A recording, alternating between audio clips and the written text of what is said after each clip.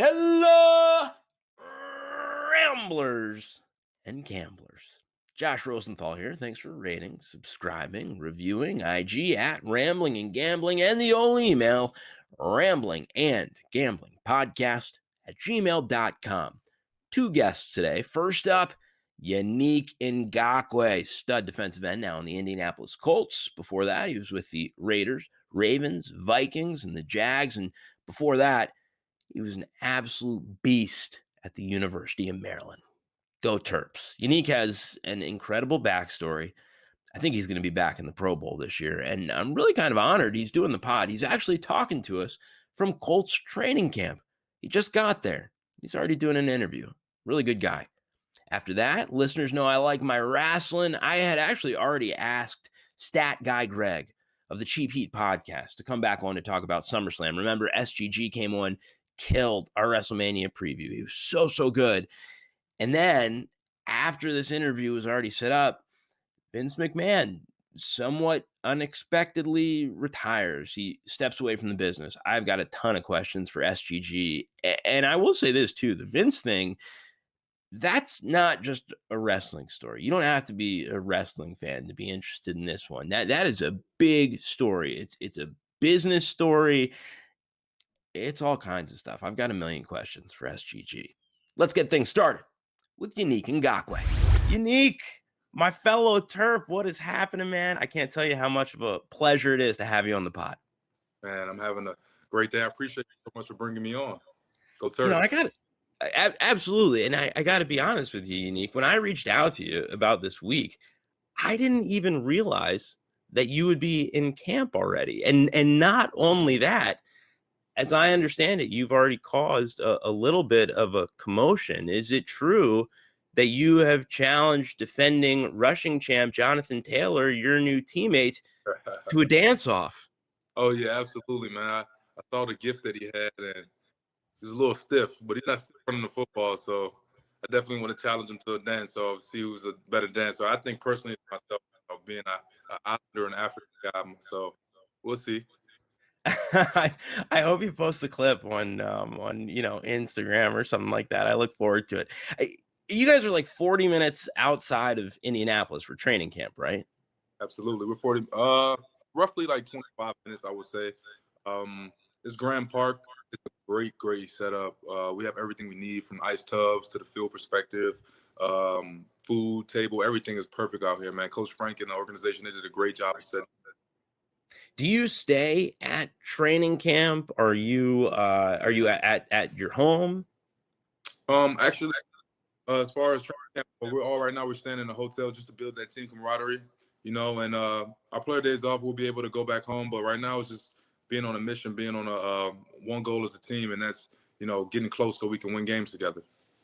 Okay, I've got some probably silly questions for you about this. I'm just a guy with a podcast. I've never been in an NFL training camp. First of all, you're a veteran. You don't have a roommate, right? You're solo in your room? Solo for sure. Yeah. You have any noisy neighbors or anything like that? No, actually, my first night spending the night at the hotel will be tonight. Yesterday was just a check-in day. So okay, I'll let you know. I'll text you and let you know how it went. Yeah, yeah. No, I need to know that. The food, how do you think training camp food's going to be?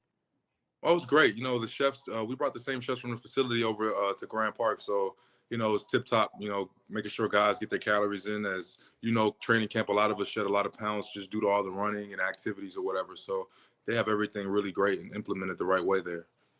I know you just had a check-in day, and the first real day of campus today. We're recording this on Tuesday. Have any teammates made a really big impression on you yet? And take that anywhere you want to go. Maybe it's because of their leadership. Maybe it's because of their antics. Anybody made a big impression on you yet? I would say JT, Jonathan Taylor. The reason why I say that is because we both have the same chiropractor in South Florida, and I wasn't aware of that until one day I walked in the office and I was seeing him getting adjusted. And why that makes a great impression to me is because he's a young guy already trying to take care of his body, which is going to allow him to have a very, very long career, God willing. You know what I'm saying? So I'm super, super impressed with him. Super impressed how he moves. He's super humble. You wouldn't know who he was because he talks to everybody openly. So that's a guy that really impresses me. Was that before you were traded to the Colts? No, this was actually like last 2 weeks ago. You know, we just bumped into each other in South Florida. I was never aware that he trained and lived there in the off season like myself. So just super impressed. And I was always impressed, even, you know, playing against him as an opponent as well, just watching him on tape. So you guys already knew each other. Like when you saw him, was it like, oh my gosh, my new teammate, you're here, or did you have to be like, hey, you remember me? I play on your team now. We already had a great connection from the time I was traded. He reached out and showed love and texted me, so we already built a little relationship. So it was just a little shocker to know that we have similar body workers. It's really, really, really small world, man. Let's talk big picture. Obviously, you're a very respected football player in person. I don't think you get enough respect. Obviously, people know you've been to the Pro Bowl. You were the captain of a playoff team last year. You had 10 sacks. You had a great season. But I'm not sure casual fans really appreciate everything you do. For instance, I bet this surprises some listeners. There are just 5 players in NFL history who have had at least 8 sacks in each of their first 6 seasons. I'm sure you've heard this list. Here it is for the listeners: Reggie White, Derek Thomas, DeMarcus Ware, Aaron Donald, and number 5, Yannick Ngakoue. How does a guy on that list end up playing for what will be his 5th team in 7 seasons? I'm not sure. You know, it's all part of the journey that God has laid out for me. I'm super appreciative to, you know, my Lord and Savior. He's the reason why I've been able to be consistent. And the names you've named, those are people that, you know, I aspire to be like. You know, when it's all said and done for me, my goal is to be able to help the Indianapolis Colts get a Super Bowl, many Super Bowls, as many as possible. I know it's hard to do it. At least one while I'm still playing. And also, I want to be in Canton when it's all said and done. I want to get my name engraved in stone. So, you know, it's just a blessing and an honor to be able to be named with guys like that. The Canton thing, I was going to ask you about this later in the interview. Rod Marinelli, one of the most respected defensive line coaches of all time, a guy who's coached, Warren Sapp, Julius Peppers, Simeon Rice. He told you if you keep doing what you're doing, you're going to be in Canton, right? He definitely did tell me that. He was one of the coaches that, you know, allowed me to fall back in love with the game, you know, with so much uncertainty, going from Minnesota to Baltimore and things like that. And then free agency going to Vegas, I was kind of skeptical, you know, about my journey. And he just, you know, always was like a father figure to me. And he was always super honest with me about my film. He never sugarcoated anything.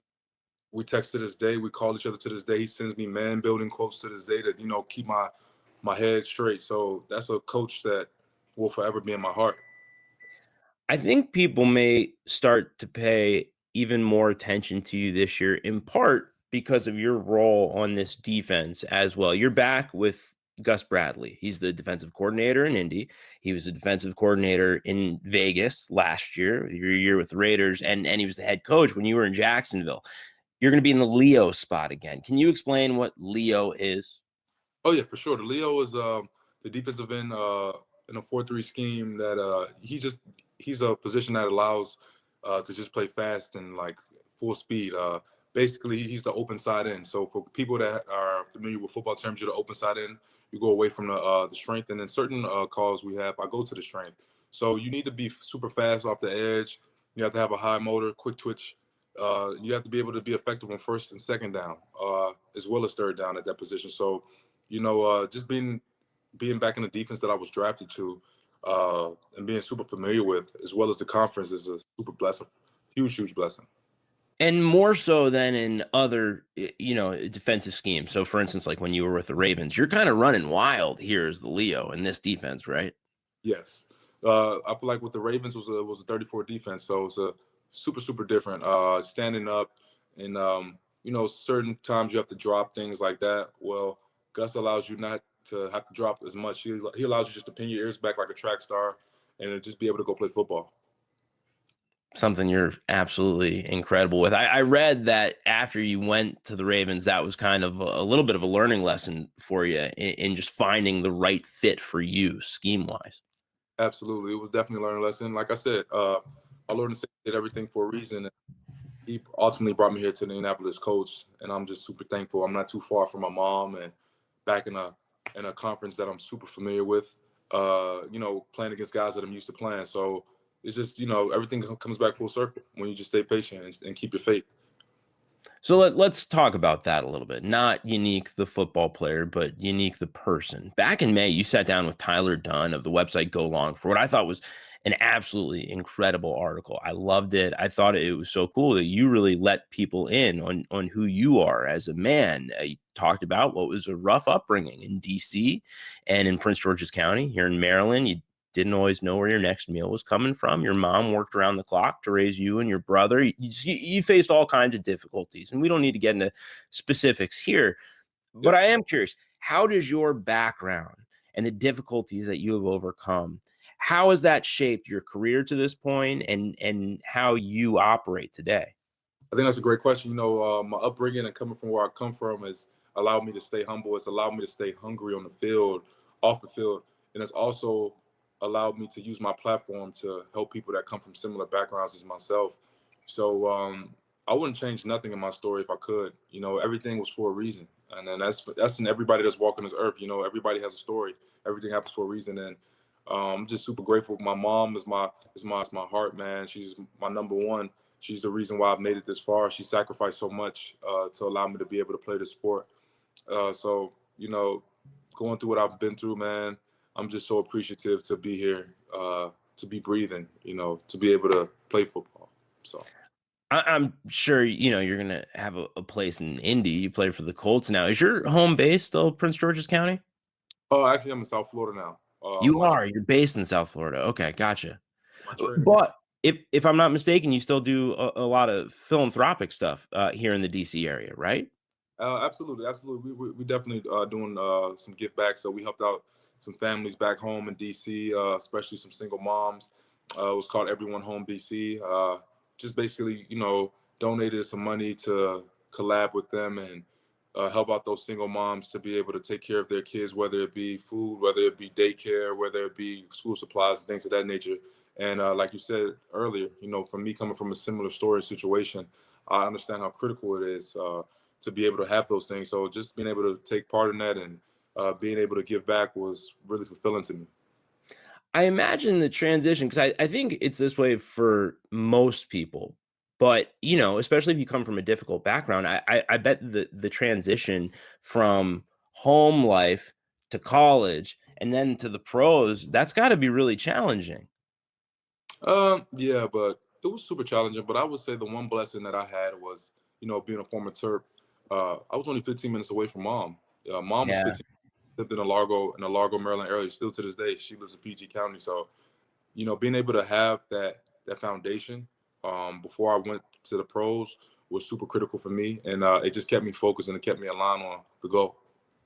Still tight with Coach Loxley in Maryland, right? Absolutely, that's my guy. That was my number one recruiting coach back when I was coming out of high school. I love the things he's doing, man. He's giving that spice and that swag back to Maryland, man. And I'm super proud of him. I just wish him many more years at that position as the head coach. He brought in players like myself, Steph, guys that are still playing at a high level in the pros, and I just tip my hat off to him. Well, you guys are all representing Maryland very, very well, and I share your affinity for Coach Locks. I love the guy. Let's wrap this up. I've got a bunch of semi quick hitters for you, Yannick. This is a weird mix coming your way. Are you up for this? Let's do it. All right, number one. Who is the best trash talker you have ever played against? The best trash talker I've ever played against. Oh, that's so many, man. So many trash talkers. Uh, that's a great question, man. Who talks the most trash? I would say Taylor Lewan. Left Yeah. Titans talk so much trash. That's my guy. I love him to death.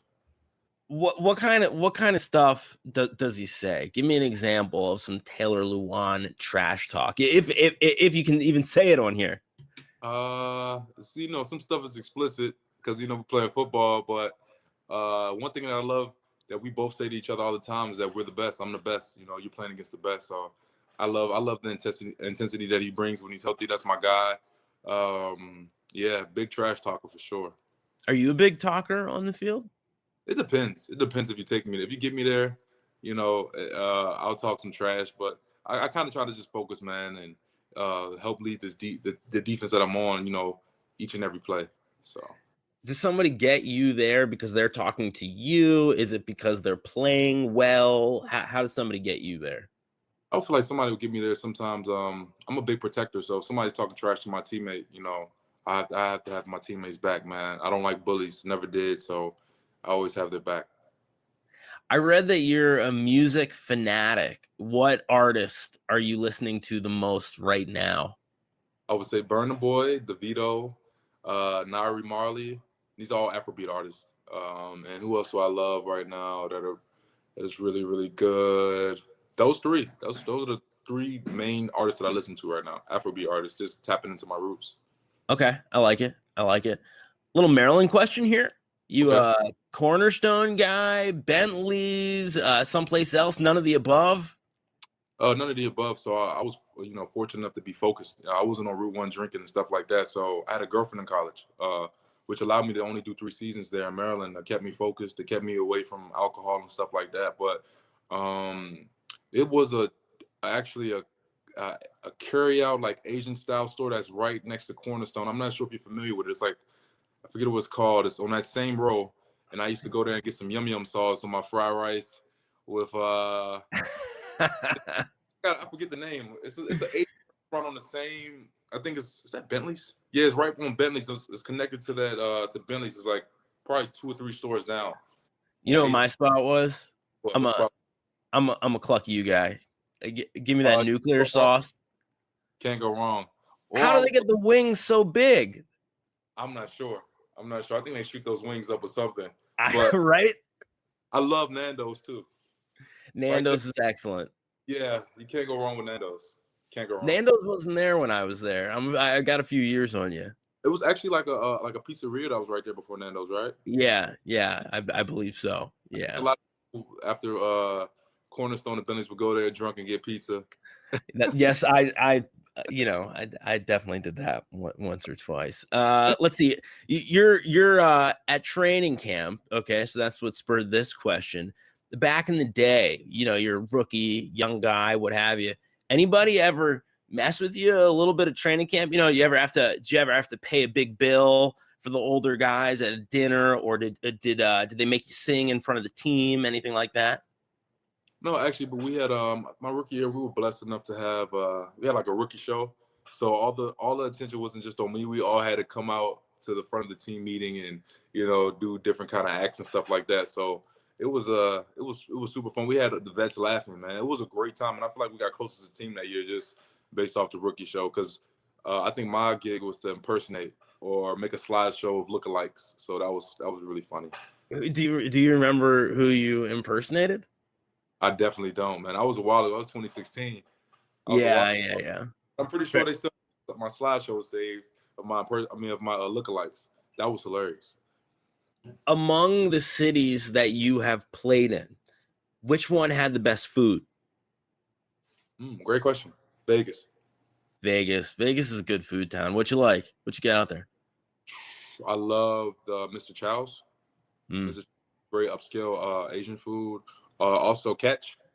I love the Catch. Shrimp there. Oh my goodness, that's all I went there for was for the shrimp appetizer at Catch. So Vegas definitely, it's a foodie town. A lot of restaurants. Yeah. For sure. You're an Asian food guy. I like that. I am too. Oh yeah, for sure. I love Asian, love Mexican. I love all cuisines for sure. Have you met Jim Irsay yet, the Colts owner? I haven't met him yet, but I've met Miss Carly, his daughter. Great, phenomenal person. Just such a sweetheart. Nothing but respect. Everybody says Irsay is a real character, so that's why I threw that one out there. What else, Yannick? What else do you want people to know about Yannick Ngakoue on the field, off the field, fun, serious, whatever? What do you want out there? I love dogs. I'm a dog lover. Love pups. Oh, 7, right? You got 7 as your dog? Yeah, he's a Belgian Malinois. He's a working breed.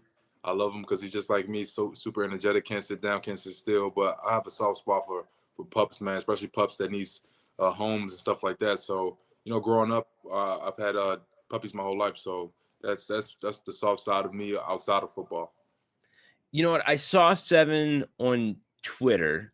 Beautiful dog.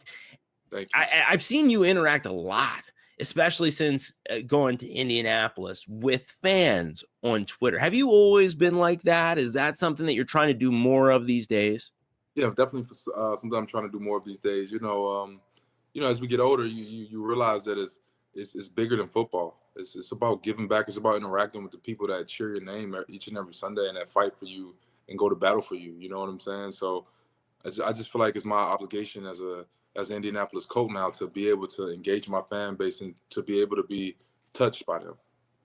Well, it certainly seems to be appreciated. Those Colts fans have loved you so far, and I have no doubt they're going to love you once they actually get you on the field this season. I'm very excited to see what you do as well, Yannick. Anything else you want to get out there? Anything you want to plug? Any of the above?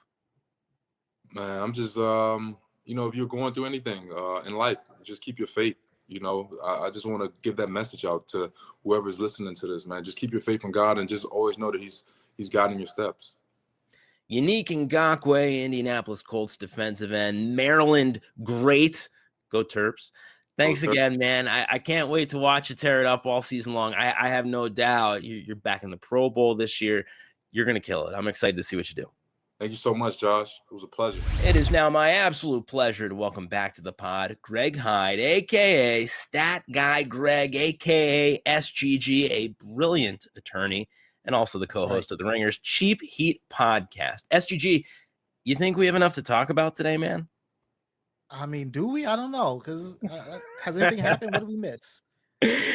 All right, so at the top of the pod, I mentioned how you were already booked to come on the show, and then the Vince news broke. In case anyone isn't familiar, let me go through the background, and then you and I, Greg, will chop it up. Here's the deal. 76-year-old Vince McMahon, a guy who built the pro wrestling industry as we know it today, a guy who still had his hand in everything at WWE, down to the minute details, was already in hot water for allegedly paying millions to cover up accusations of sexual misconduct. And then in the past week, he retires, and the Wall Street Journal comes out and reports Vince actually paid out $14.6 million between 2006 and this year, 2022, and that the SEC and federal prosecutors have launched inquiries looking into the payments. SGG, I don't think I could even make up a wrestling story from scratch that's crazier than this. No. And Mae Young gave birth to a hand. Triple H had relations with a corpse. And I don't think any of that comes close to what we're seeing in the news right now for WWE. Just generally, I've got a bunch of specific questions, but just generally, what's your immediate reaction to this news? It's insane. It's early too. So like this is without any of the details. This is just the bare bones stuff. So it's like more is probably going to come out. I don't know if you mentioned it, but the Wall Street Journal is reporting that federal prosecutors are involved. The SEC is involved. So who knows what they're going to dig up? Because they certainly have more resources than a journalist just chasing down a story. So who knows what they're going to find? And once that happens, who knows? I don't even know what to say about once that happens. But he did step down, so at least the company has begun taking steps to distance themselves from Mr. McMahon, even though like 2 months ago they felt inseparable. Right. 2 months and the last 40 years, however long. Right now, we do know that Stephanie McMahon, Vince's daughter, has been named WWE's new chairwoman. She'll also be co-CEO alongside Nick Khan, and Stephanie's husband, Triple H, has taken over creative responsibilities. How do you think the product, the on-screen product, changes as a result, if at all? Yeah, minimal to no change, honestly, because Nick Khan does not have a hand in the creative. He might hire some of his guys. I know we saw Adnan Burke come on to commentate Raw. He was replaced by Jimmy Smith, and so Nick Khan might try to bring some people in to do some things, but I think it'll be minimal in terms of the creative. Because like you said, Triple H took over creative. Stephanie McMahon is chairwoman. And those two, more than anybody, sat under the learning tree of Vince McMahon. And they don't stay there if they don't at least buy into some of those philosophies, some of those lessons, some of those practices.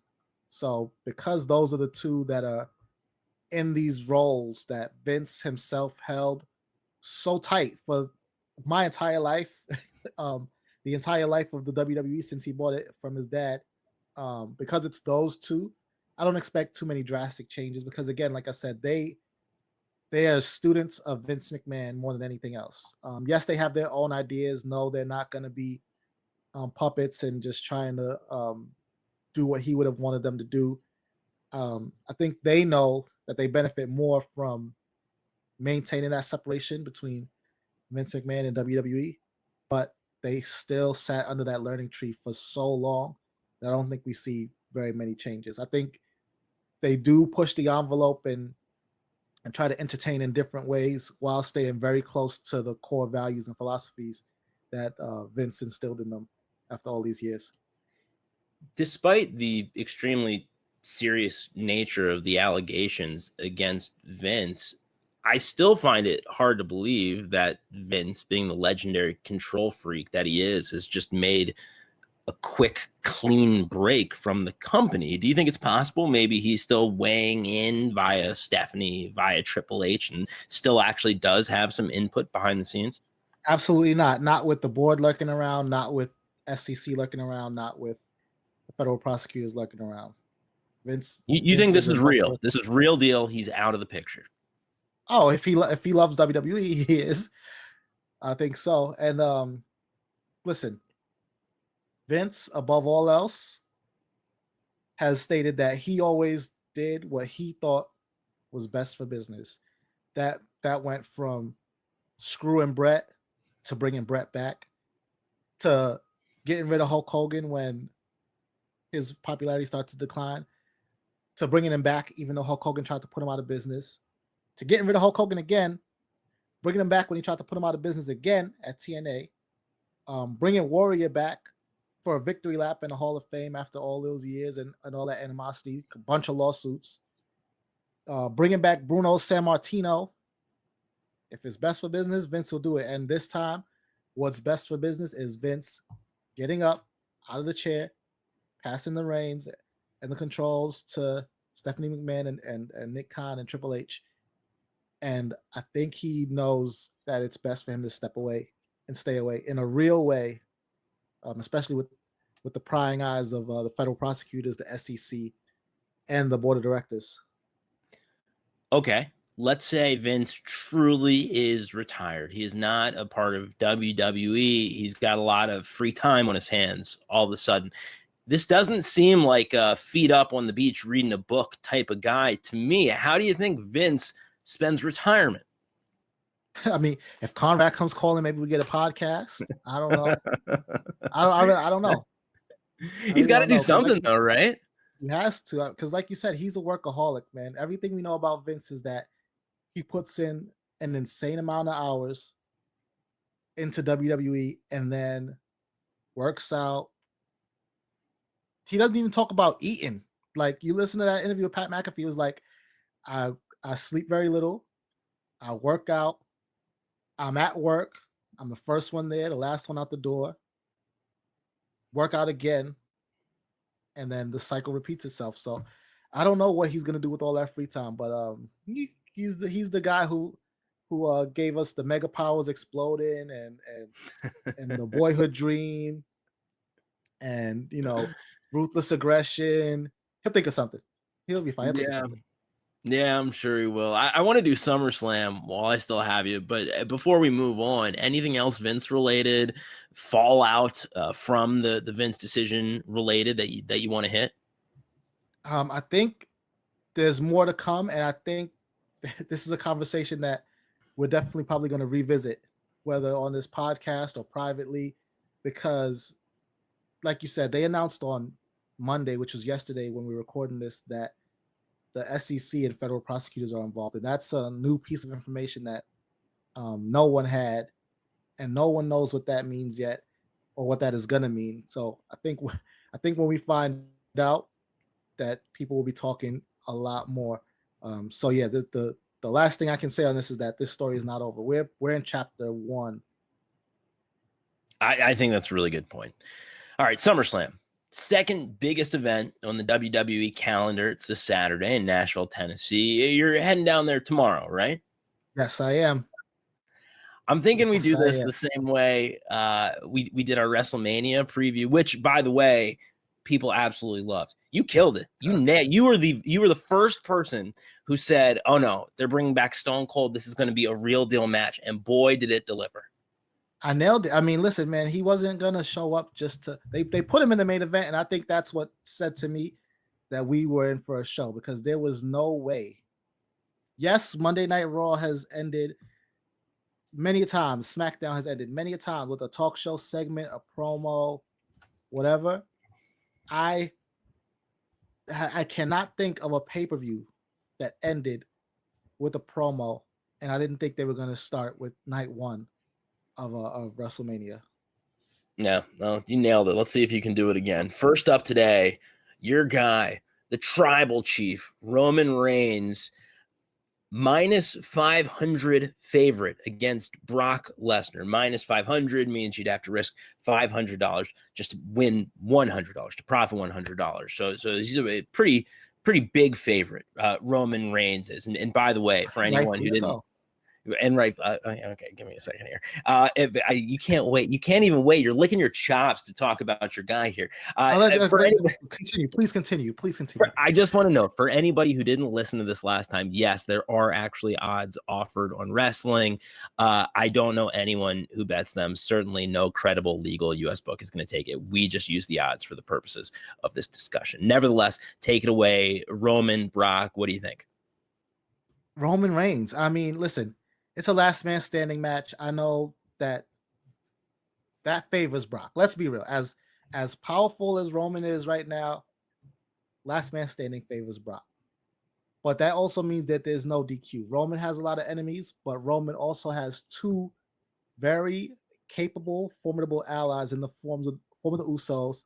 Sami Zayn, the honorary Usos, is always lurking around. There's nothing to stop the 3 of them from getting involved, jumping Brock, keeping him down for 10. Roman Reigns. Do you think we see a Money in the Bank cash in? I don't.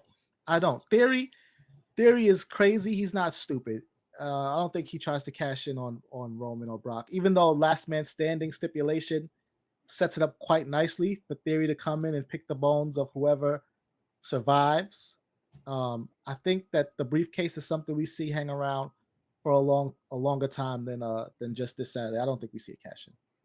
I'll tell you this. I don't know if WWE has any interest in making it at least appear as though they've made a drastic departure from the Vincent K. McMahon days. But if they wanted to, given that Austin Theory was Vince's guy, kind of both on and off screen, they could have him cash in only to get squashed immediately. It would make quite the statement, wouldn't it? It would, but I think again that everyone was in on these meetings when Vince McMahon would pitch for Austin Theory, so they know what Vince saw in him, and possibly they see it too. If they don't, then sure, the briefcase comes off him in spectacular fashion. But I think they do, and I think that a cash in, this is not the time for a cash in. As much as he's teased it and said that he will, I don't think we get it on Sunday at SummerSlam. Celebrity box. Yeah, no, I got what you're saying. Celebrity boxer and YouTuber Logan Paul is back. He's a crazy heavy favorite, minus 1,500 against The Miz. No way he's losing. I do think it's really interesting, SGG, that WWE appears to be trying really hard to make him a face, to make him a good guy, but the crowds don't seem to be going for it. Well, because they know about Logan Paul. They've heard of him too. You brought him in because people know who he is. So what do you think people know? You know what I mean? They know everything that everybody else has heard about him, and it doesn't really make him. It doesn't lean babyface, is what I'll say. But in terms of him being the favorite, I think that's a mistake. I think whoever's making those odds seem to be buying into the concept that he's a celebrity, he's going to get the red carpet treatment. But it was also pointed out that he signed a contract for multiple matches across I don't know how long. So he's gonna be somebody who pops in and out every once in a while. He's already got the big win at WrestleMania with the Miz. Miz embarrassed him to set up this match at SummerSlam. Miz has some muscle, and I think that's the part that these odd makers are overlooking is that Tommaso Ciampa is right there in the wings, and over the past few months has shown no issue with attacking whoever on behalf of Miz and Maurice. And so I don't Logan Paul just doesn't have that. I mean, his brother is also a celebrity YouTuber and boxer, but his brother hasn't been around for him yet. So I don't know. Maybe he shows up at SummerSlam, and if he does, that changes things. But if not, then you want your money on the Miz, especially if you can find a sports book that's going to take this bet with the Miz as the underdog. You want your money on the Miz. I love this. You've got the Miz going over Logan Paul. Oh yeah. Okay. Oh, yeah. All right. That's a big prediction. I really like that one. One more of these matches, and then I've got some more questions for you. SmackDown Women's Champion Liv Morgan, 2-1 favorite against Ronda Rousey. I was a little surprised to see Liv favorite here. I was too, because it's Ronda Rousey. I mean, right. Yes, it's scripted, and yes, they have stories to tell, and maybe Liv might make for the better protagonist in a story, but it's still Ronda Rousey. I mean, what more needs to be said about that? You know, if you're betting with your heart, yeah, you want to bet Liv, but it's Ronda Rousey. I mean, I don't know how Liv can pull off a victory in a match where it's not like that cash-in, where she came in after Ronda had already had a hard-fought match with Natty. Her leg was hurt. She's going to get a fresh Ronda face-to-face when the bell rings, ready to go.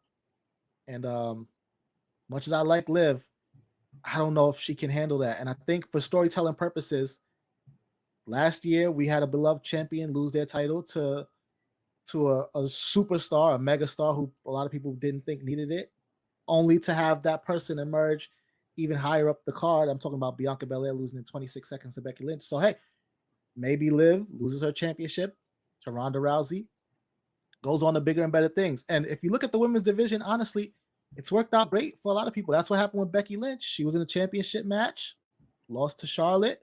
I think it was also the SmackDown championship, SmackDown Women's Championship. And she's still a megastar to this day from what started with that SummerSlam loss. So maybe they go back to the well, but I'm going to go Ronda Rousey just off the sheer dominance of her life. That's what she does. She beats people up, man. I like that because, like you've mentioned, we've seen this before. The faces get the win at WrestleMania. The heels go over at SummerSlam, right? Isn't that the age-old? Yeah. And okay. then everybody goes on to just print money, rinse and repeat. What's your pick for match of the night? Rollins Riddle is on SummerSlam, and I'm gonna have to go with them just because Seth is operating at a high level, and Riddle is a kid who he has it. He showed it with the RK Bro. He showed it in NXT, and now that they're moving him up the card, there's no title on the line for this match. They've done their best to make it sort of a grudge match, a blood feud to give it some heat. But I think it has the heat, and I think it is going to deliver once that bell rings, because these are two just extremely talented performers, extremely talented. So they're going to be the match of the night, especially if you're looking for a match that, you know, there's no title, there's no other stakes other than skill and bragging rights to see who's actually the better man. This is the match you want to watch. What do you think about SummerSlam being held in July this year as opposed to August, as it usually is? It's weird for sure. It definitely threw off my schedule, but I mean, it frees up our August as wrestling fans, and you got to think too, with the new regime in place. Yes, SummerSlam is the first pay-per-view without Vince McMahon, the first premium live event without Vince McMahon, but truly, from a storytelling perspective, Clash at the Castle is going to be the one where Triple H is completely in control of the creative, and he puts those pieces together for that premium live event. And for him to have all of August to play with, it really worked out for him in a major way, because then he has every Raw, every SmackDown in August to set Clash of the Castle up quite nicely. And it starts this Friday at SmackDown because the winner of Drew versus Sheamus is going to go on to face whoever wins the World Championship match at Clash of the Castle. I wonder if it affects ratings because July, I think more so than August, is still prime vacation time. I'm going to be on the road. I'm going on vacation with my family. I'm going to do everything I can to still get SummerSlam. I will get SummerSlam once. So some way. I'm not missing SummerSlam. But I wonder if there are going to be fewer people than usual as a result of it being in July as opposed to August. Fewer people watching or fewer people in attendance? Fewer people watching from home. I mean, this is the benefit of having it on Peacock, right? This is the same benefit with the WWE Network. I don't think they've concerned themselves with pay-per-view buys or even with people necessarily watching live, because once the show airs, you can instantly go back and watch it and pull it up on Peacock at your leisure. And WWE has been a huge performer for Peacock. So NBC Universal's happy. Whether we watch it live, whether we watch it after the fact, as long as we watch it. And WWE is going to be happy because I think even if a ton of people aren't watching live, and I don't even know what number would make sense to throw out there, even if, let's say, 1 million people or whatever aren't watching live, it's still going to be driven on social media, which is they're making a huge push towards that and emphasizing that. And I think we still see people on Twitter talking about it. I think we still see clips floating around. I think we still see pics and things get posted on Instagram. I think we still see that SummerSlam hashtag go viral and trend. And so I think as long as those things happen, they'll be happy because they know better than anybody, because they seem to have been the best prepared for it. They know the fact that the world has changed and people's viewing habits have changed, and so that they're not necessarily concerned with everybody sitting down at one time watching it. As long as you go to that streaming app and you get those streaming numbers up for the event by the end of the weekend, I think that's all they care about. And I think they are going to hit whatever markers they have internally for SummerSlam. I think I know the answer to this one, but you're heading down to Nashville. Are you a country music fan, SGG? I am not. I obviously try to stay tapped into some of the hits, and then when you hear names like Kane Brown and this person, that person get thrown around, you pay attention. But I'm not a big country music fan. I would be lying if I call myself a fan. I'm aware, but I'm not a fan. I should say that. Well, here's why I'm asking. Do you think we get a rendition of "With My Baby Tonight" on Saturday? The old Double J Jeff Jarrett single. Listen, I think it's a must. I don't think the Road Dogg is with the company. So I don't think so either. That might complicate things a little bit. But like you said, man, when we first heard "With My Baby Tonight," that was a Jeff Jarrett song. So maybe we do get "With My Baby Tonight," Jeff Jarrett, at least a performance at some point during the weekend. I will say this: I would bet that we at least get him hitting somebody over the head with a guitar on Saturday night. Oh yeah. It's just about who. I don't know if it's going to be one of the Street Profits or one of the Usos, but somebody's going to be called Slapnuts by the end of the night, and then the guitar's going to get smashed over the head. Yeah. Speaking of, real quick, because I want to wrap this up. Jarrett is also he's the, for anyone who doesn't know, he's a special guest referee for the tag team championship match at SummerSlam, but he's also at a different event in Nashville, what's being billed as 73-year-old Ric Flair's last match. Jeff Jarrett is involved in that. Do you have any interest in this? Are you going to be watching that as well, SGG? I do have interest in this. I'm so curious to see how this turns out. I think everybody in the wrestling world has their eye on this for one reason or another. Some of them quite morbid, but still just watch, I guess. But yeah, Jeff Jarrett now finds himself, he's going to be refereeing one match and then competing in another match. And I'm very curious to see how this is going to turn out. It looks like they built out a whole card for it too, so it won't just be the Ric Flair and Andrade versus Jay Lethal Jeff Jarrett match. It's going to be a few matches on that card, so it's going to be a whole event. And yeah, but you can't go to Nashville without getting Jeff Jarrett involved, though. So I think it made sense for both WWE and Conrad and Ric Flair and everybody to get Jeff Jarrett involved in all of this.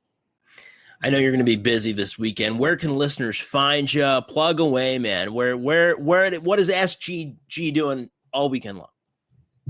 So I'm going to be in Nashville. I'm going to be around. So I believe WWE has a superstore, like an access type of deal going on in Nashville. You might find me there Thursday and Friday, maybe even Saturday. Ring of Wrestling show. Obviously, follow us on Spotify. We're on Apple too, but the checks say Spotify, so please listen to us on Spotify. You can find Cheap Heat there. You can find Masked Man Show, Mac Mania. So yeah, just subscribe on Spotify, and you'll get us every week. You'll hear some bonus content that we have coming out this week. So yeah, look out for that. Gonna get some interviews from all three of those shows, exclusives with some of your favorites. That's all I'm gonna say. That's all I can say right now. So the weekly episodes should be out by the time you hear this, and then by the time SummerSlam rolls around, there's gonna be some exclusives there for you.